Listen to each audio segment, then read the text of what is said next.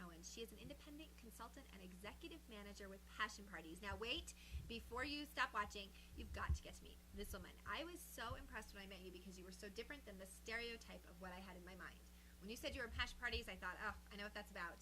And really, you talk a lot about bringing the romance back into a relationship, bringing that spark back into a relationship, in a very tasteful, classy way. Very different than what I expected from you. Yeah, our company is all about bringing the romance, like Tara was saying, back into the relationship and really fostering communication between couples again. Because when there's a breakdown of communication, that can lead to a bunch of different things. We've talked before about how there is kind of an infidelity epidemic going on in this country, and a lot of that gets attributed to boredom and lack of communication. It's very often not due to a loss of love. Most partners still very much love the other person. It's just that things aren't quite as on fire as they used to be. They've kind of lost the flame. And so our company is really dedicated to, in a very tasteful and classy and educational manner, kind of helping people learn some tips and tricks, and we provide the tools to help bring that back. Well, that's interesting because I think a lot of us assume once that spark is gone, it's gone. I had this great chemistry gone. No, if you had chemistry at one point, you can definitely bring it back. Life gets in the way of a lot of things, and relationships, both in and out of the bedroom, are not exempt from that. One of the things, too, you talk about with communication. You have a statistic about if there's no problem in your bedroom life, it takes up very little of your time. Yeah, it's about 10%. If everything is going great in the bedroom, it takes about 10% of your attention. But if you're not meshing quite right, if you're not quite getting exactly what you want, suddenly it takes over 90% of your attention, and then just kind of everything starts falling apart. So what's happening in our bedroom is seeping into all of the other rooms in our house. That's the bottom line on that. So what do you think when you talk about bringing that spark back, or that you can get it back? One of the things that I think about is, when I was first married and divorced, so see, I'm your statistic, and a new mom, you kind of forget what it was like when you were single and attractive. Part of the chemistry really does hinge on the fact of needing to remember who you were as an individual and as a woman before you became the wife, before you became the mother, before you got the job that takes up so much of your time and attention now. Once you remember who you are, and you can do that in very easy ways. Take some time once a month, go out with your friends for a happy hour. Carve out a little bit of time to go get a massage. Even try maybe a different shaving cream or a bubble bath, something like that. Just take some time for yourself and pamper yourself.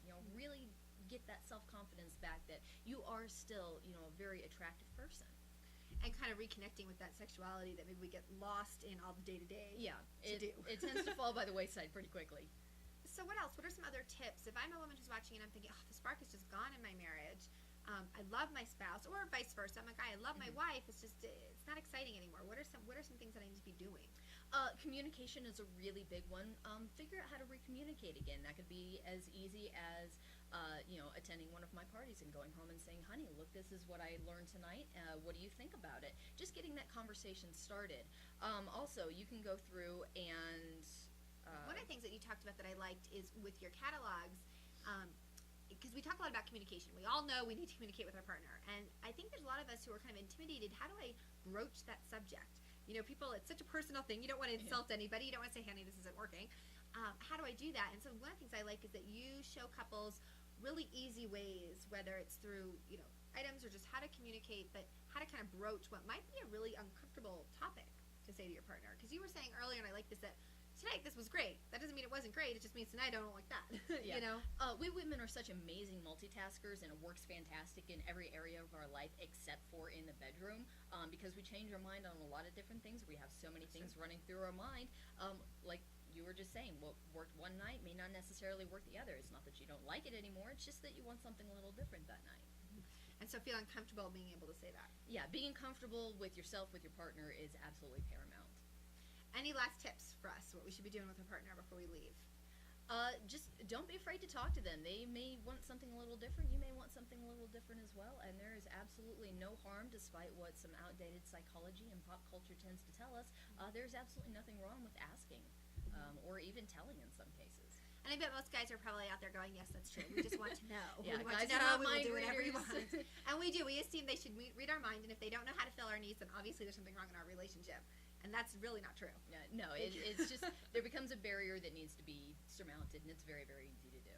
Well, I encourage, if you're in a relationship or, somebody who wants to contact Stephanie, even if you're somebody like me who thought, I would never contact somebody from Passion Parties, she is the one you want to call, because you will make anybody feel comfortable. Absolutely amazing at what she does, and so passionate. I can see that true, genuine, I want to help couples bring that spark back. So we're going to have Stephanie's information listed on our business directory, and you can contact her. And thanks for stopping by, and go home. And I like how you say, give that person that sideways look. Yeah, give that sideways look. Catch your partner's eye again. Thanks for stopping by. We'll see you next week.